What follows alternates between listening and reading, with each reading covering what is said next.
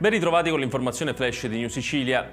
I carabinieri del comando provinciale di Catania hanno arrestato a Belpasso per tentato omicidio e maltrattamenti in famiglia un 25enne.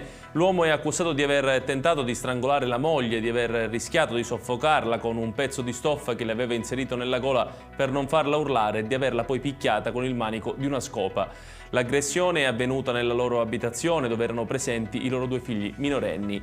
I militari dell'Arma sono intervenuti dopo una segnalazione al 112 e hanno bloccato il 25enne.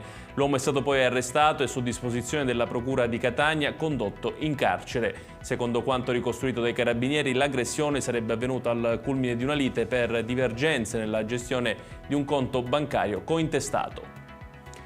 I carabinieri di Partinico, in provincia di Palermo, hanno arrestato due pastori di 65 e 37 anni accusati di detenzione ai fini di spaccio di sostanze stupefacenti. Nel corso di un controllo i militari della compagnia hanno trovato 2 kg di canapa indiana nascosti in una stalla. I due uomini, risultati percettori del reddito di cittadinanza, sono stati denunciati anche per furto aggravato. Il GIP ha convalidato gli arresti. Un disoccupato di 41 anni di Licata, in provincia di Agrigento, è stato aggredito a calci e pugni da 2 individui nel tentativo di rapinarlo e portargli via i soldi. Il fatto è avvenuto intorno alle 5:30 di questa mattina in via Curzio. L'uomo è stato sorpreso alle spalle e picchiato selvaggiamente. Seppur stordito e ferito, è riuscito però a divincolarsi e trovare riparo in casa a poca distanza dal luogo del pestaggio.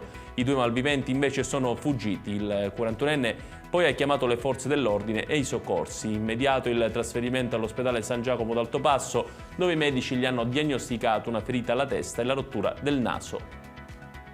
Rimane sempre pericolosamente in bilico l'avvertenza che coinvolge 650 lavoratori di Almaviva di Catania, l'azienda che opera nel settore dei call center. Sono ancora appesi ad un filo gran parte degli operatori, circa 18 di essi hanno già accettato la proposta di esodo incentivato e si sono dunque dimessi. Per circa 200 unità i prossimi 2 mesi saranno importanti per capire se il progetto 1500 del Ministero della Salute potrà avere continuità nonostante la fine dell'emergenza Covid-19 per il quale fu attivato.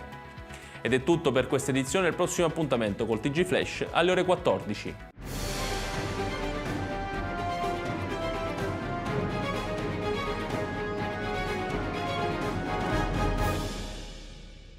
Procar, centro assistenza autorizzato BMW e Mini, adesso anche BMW Motorrad, via George Marshall 7, Mister Bianco, Catania.